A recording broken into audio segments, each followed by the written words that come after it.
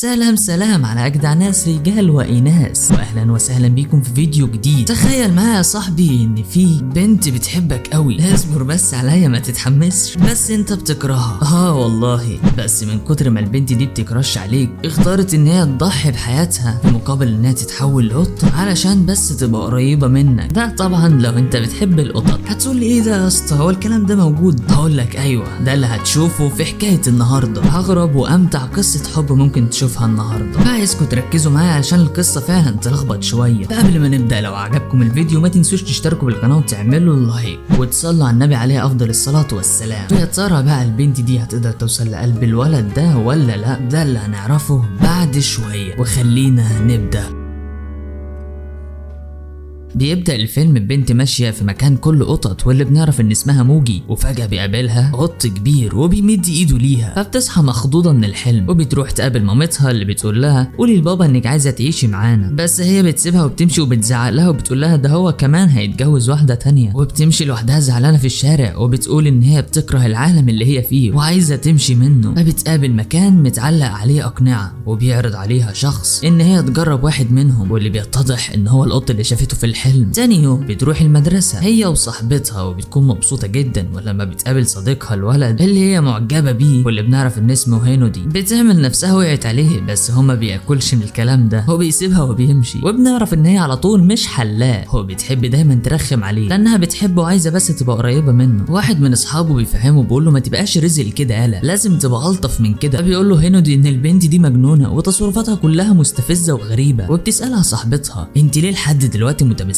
بيه كده رغم انه مش بيعبرك؟ فبتقول لها ان هي قابلته في مهرجان الشتاء اللي فات، اهو يوميها بقى انا قابلته وكان ظريف جدا. فبتقول لها مهرجان يا بنتي، فكك من الهبل اللي انت فيه ده وما تدخليش الواقع في الخيال. فبتقول لها موجي انت ليه مش مصدقاني؟ وبعدها بيودعوا بعض وبتروح موجي البيت، وبتقابل مرات ابوها والقط كيكانو اللي هي ما بتطوهوش ولا هو ولا مرات باباها، وبتدخل اوضتها وبيكون معاها قناع القطه اللي بيتضح ان هي خدته فعلا من الشخص اللي اقترح عليها ان هي تجرب واحد منهم، وبتقول انا هعمل كده خطة ضد نفسي. وفي الجهة التانية بيكون هنودي وصل للبيت وكمان، ولما امه بتشوفه بتقول له لازم ان انت تتجدعن يالا علشان تدخل جامعة وتصرف على اهلك. فبتقول له اخته هو ده هيصرف علينا ده؟ فبيتضايق هنودي وبيسيبه وما بيخرج بره، وبيلاقي قطة فبيلعب معاها وبيسميها تارو. بعدها بيروح لجده علشان يساعده في الشغل، وبتجري القطة اللي سماها تارو فوق البيوت، وفجأة بتتحول القطة دي لموجي، واللي بنكتشف ان هي كانت لابسة القناع ده وبيكون هيقع منها، بس هي بتلحقه على اخر لحظة وبتلبسه مرة تانية وبتتحول لقطة. وبتكون اخت هينودي بتدور على القطة تارو، بس لما بتعرف ان هي مشيت بيقول لها هينودي ان هو اللي لقاها الاول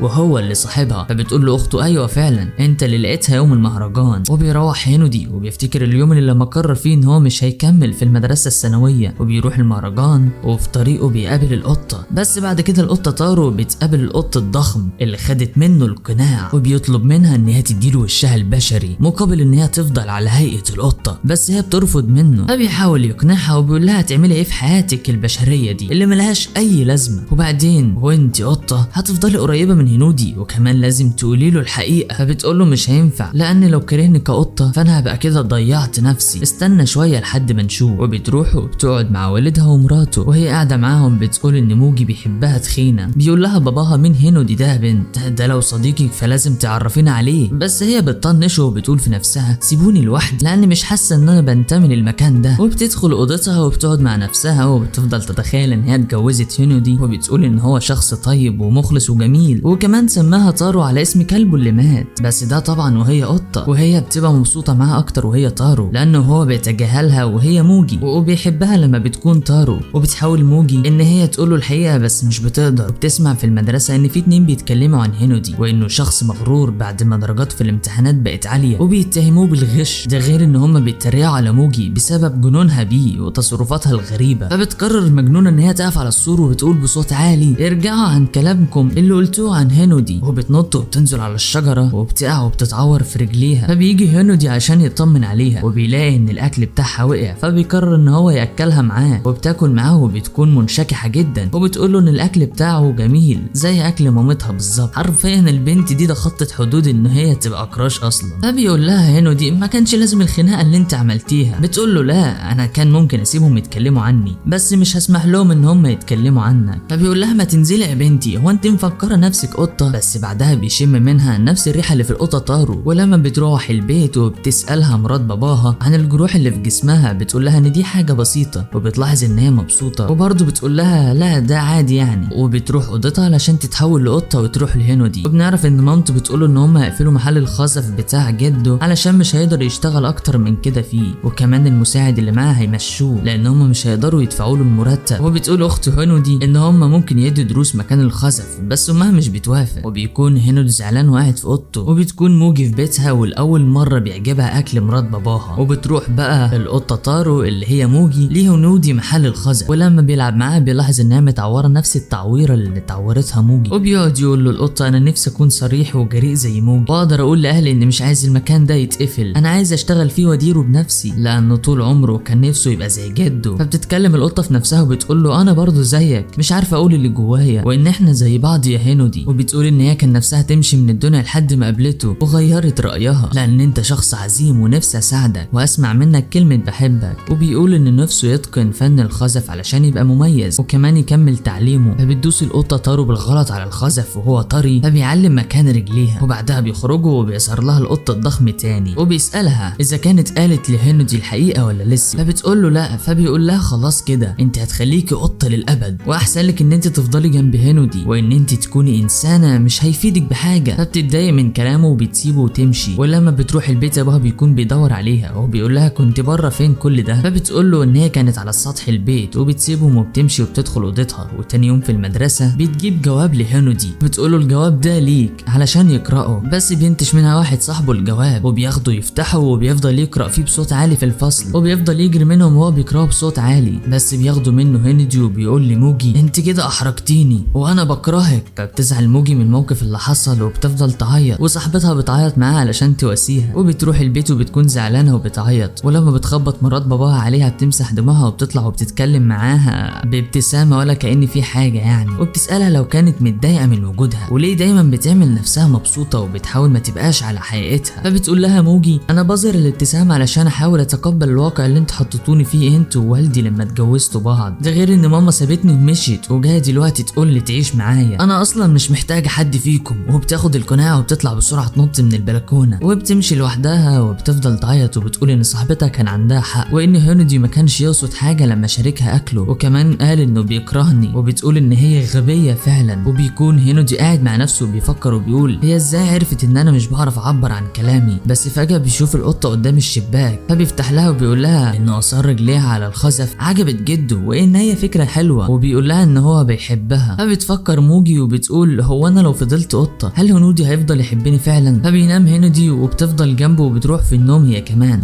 وتاني يوم الصبح بتصحى القطه وبتلاقي ان هي اتاخرت على المدرسه وهنودي مش موجود، بس بتعرف ان هي قطه ومش لازم ان هي تروح للمدرسه. وفجاه بيظهر لها القط الضخم اللي بيبيع الاقنعه، ولما هي بتشوفه بتقول له ان هي خلاص قررت ان هي ما تبقاش البنت موجي وتخلت عن انسانيتها. فعلى طول بيقع منها قناعها وبيقول لها القط ان ده قناعها البشري وبياخده وبيكون مبسوط جدا لانه اخيرا اقنعها. وبيقول لها انت دلوقتي يا معلم هتفضلي قطه للابد ومش هتعرفي ترجعي انسانه تاني الا لحد ما تحطي القناع ده قبل عمليه التحول الكامله. وبيضحك عليها وبيسيبها ويمشي. وبيروح اهل موجي لمدير المكتب وبيسالوا عنها وبيسالوا صديقتها عنها كمان، بس هم بيقولوا لهم ان هم ما يعرفوش عنها حاجه. فبيخرج هنودي وبيقرر ان هو يدور عليها، بس صاحبتها بتقول له انت هتدور عليها لوحدك انا هدور انا عليها. وبعديها بقى بتحكي صاحبتها قصه موجي لهنودي وبتقول له ان مامتها سابتها وهي صغيره والاطفال كانوا بيتنمروا عليها وان هي مرت بظروف وحشه كتير وعانت بسببها. وبتسال صاحبه موجي هنودي وبتقول له ان لو كان فعلا قاصد ان هو بيكرهها يبقى لازم انه يبعد عنها وما يديهاش اي امل مزيف، بس هو بيقول لها ان هو مش بيكرهها. ولما بترجع موجي البيت وهي على هيئه قطه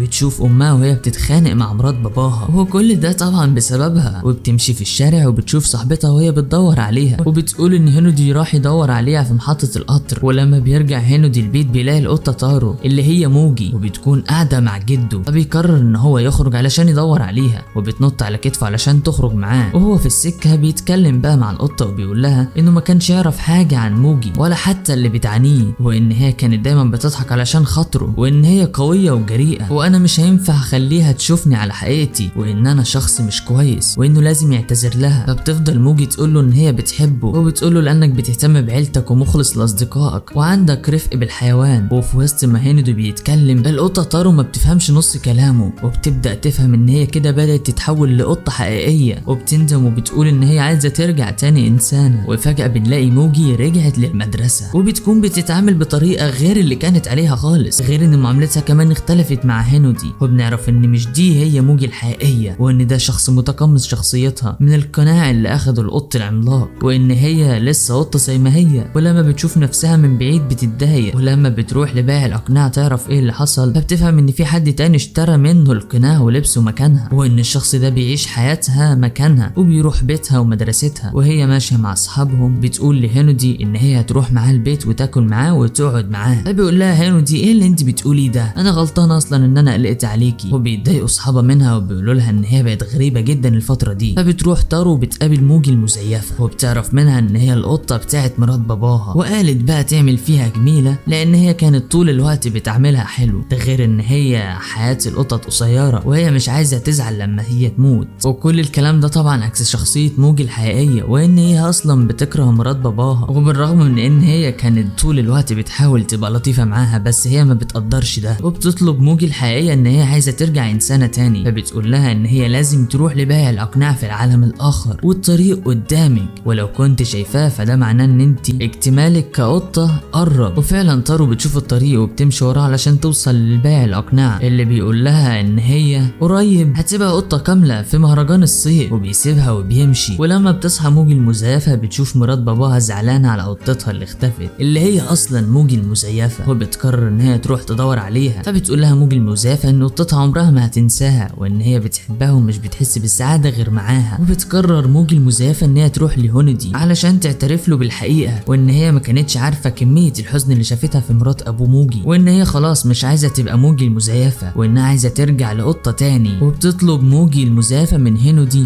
ان هو ينقذ موجي الحقيقيه، وبتقول له ان النهارده هتفوق الشجره المقدسه وده اليوم اللي بتتحول فيه القطط لادميين، وهكذا برضو العكس. وبتاخده علشان تعديه للعالم الاخر وبيكونش هو شايفه بس هي بتكون شايفاه لان هي ما تحولتش انسانه بالكامل. وبيوصلوا للشجره المقدسه وبتكون اصلا تارو وصلت قبلهم علشان تدور على بائع الاقنعه، وبتفضل تسال عليه في كل مكان. وبتدخل حانه فيها بشر متحولين لقطط، فبيقولوا لها ان هي لازم تتحرك بسرعه والا بائع الاقنعه هياخد عمرها وتفضل قطه للابد. ولما بيوصل هينودي هو موجي المزيفه بتاخده اوضه كلها اقنعه وبتديله قناع يلبسه علشان يتحول لقط، بس بيحصل جليتش كده وايده بس اللي بتتحول. فبيشوفوا بائع الاقنعه وبتقول له موجي المزيفه ان هي عايزه ترجع قطه وترجع موجي الحقيقيه لحياتها الطبيعيه. فبيقول لها القط الضخم لو مش عايزه نصيبك هاخده انا كله. وفي الجهه الثانيه بتكون القطه تارو اللي هي موجي بتسال القطط الباقيين اللي موجودين في الحانه وبتقول لهم انتوا مش ندمانين ان انتوا اتحولتوا لقطط؟ بيقولوا لها وايه الفرق، كده كده احنا كنا عايشين حياه ممله وحاولنا نهرب من مسؤوليتنا فدخلنا حياه ممله اكتر. وبتقول واحده فيهم ان هي هربت من مسؤوليتها كأم وكانت دايما بتشك في حبها لاولادها، وبتقول ان هي كانت مقصره معاهم وما كانتش عارفه تحدد اذا كان ده صح ولا لا. بس فجاه بيظهر القط الضخم وبيقول كده فات الاوان يا حلوه، وكمان انا حبست هينودي في المستودع بتاعي لما جه يدور عليكي. وبيقول لها ان القطه اللي اخدت شكلها هي اللي عرفته على الحقيقه وجابته لحد هنا، بس البشر المتحولين اللي في المكان بيساعدوا موجي وهينودي علشان يهربوا. ولما بتوصل موجي لهينودي بتتحول لقطه كانكو اللي اخدت قناع موجي لطبيعتها وبترجع القناع لموجي، بس لما بتيجي تلبسه ما بتعرفش ترجع لبني ادمه تاني. وبيظهر بائع الاقنعه مره واحده وبياخد موجي ويجري. وبتقول قطه من الموجودين ان الشجره المقدسه بدات تستيقظ وان هم لازم يلحقوها، وبيسالها هينودي وبيقول لها ان هي ليه موجي لما لبست القناع ما تحولتش تاني لطبيعتها. فبتقول له واحده من القطط ان هي لسه مفكره نفسها انها هتفضل عايشه المأساة بتاعت حياتها، يعني هي ما كانتش واثقه في انسانيتها. وقتها بتهرب موجي من القط الضخم وبتحاول توصل لهينودي، ولما بيشوفها بيرمي نفسه كمان علشان يلحقها وبيديها القناع. وبتقول له موجي انا اسفه، بيقول لها لا انا اللي اسف، انا شخص مش ذكي ومش بلاحظ اي حد بيساعدني ولا حتى اللي بيحبوني غير لما بيختفوا من حياتي، والاشخاص دول بيبقوا زيك كده وانا عرفت الحقيقه متاخر. بس فجاه بيظهر القط الضخم وبياخدهم هما الاتنين لمكان التحول وبيقول لهم هنا انت هتتحولي القطه وهو هيتحول لنص قط وكده هقدر اخد عمركم. فبيهجم عليه هينودي وبيفضل بيفضل يضربه، بيقول له احنا عايزين نرجع لطبيعتنا، فبيفضل يقول لهم ان حياتهم مش هتتغير. بس وقتها الشجرة المقدسة بتبدأ تستيقظ، وبيبدأ القط الضخم ياخد عمر موجي وبيتحول على هيئة كرة وبيجري وراه القط، فبيجري وراه هينودي. بتقول موجي انا لازم اعمل اي حاجة والا هفضل قطة عادية لبقية عمري. فبيظهر البشر المتحولين قطط وبيهجموا على القط الضخم، وبيرجع هينودي عمر موجي وبيقول لها انا محتاج اتعرف عليكي اكتر، محتاج اعرف كل جوانب شخصيتك، عايز اسمعك وقت ما تكوني مبسوطة ووقت ما تكوني زعلانة، لاني عايز اقولك اني بحبك. فبتقول له موجي وانا كمان عايز اقولك ان انا بحبك ودايما اشوف ابتسامتك. وبيودع هينودي وموجي والقطة كيكانو وبيبداوا يرجعوا لعالمهم العادي. وبيقول هينودي وكيكانو لموجي ان الناس كلها قلقت عليها وبيحبوها. وقتها موجي بتعرف ان هي كانت غلطانة لما قفلت قلبها وقالت ان هي مش بتحب حد ولا محتاجة لحد. واخيرا بيرجعوا لعالمهم الطبيعي. وبيمسك هينودي ايد موجي وبيقول لها الكلمة اللي كانت دايما نفسها تسمعها منه، وهي كلمة بحبك. وبتنتهي القصة نهاية سعيدة. عشان كده لو وصلتوا معايا لحد هنا احب اهنيكم ان انتم اجدع ناس فعلا. ما تنسوش بقى تقولوا لي ارائكم كلها في التعليقات، وايه رايكم في الفيلم اذا كان حلو او وحش. ولو لسه ما اشتركتوش في القناة فمستنيين ايه؟ اشتركوا وفعلوا الجرس علشان يوصلكم كل جديد. ولو عجبكم الفيديو اعملوا لايك. وبالاخير ما تنسوش تصلوا على النبي عليه افضل الصلاة والسلام. اشوفكم بقى الفيديو الجاي على خير وبيس.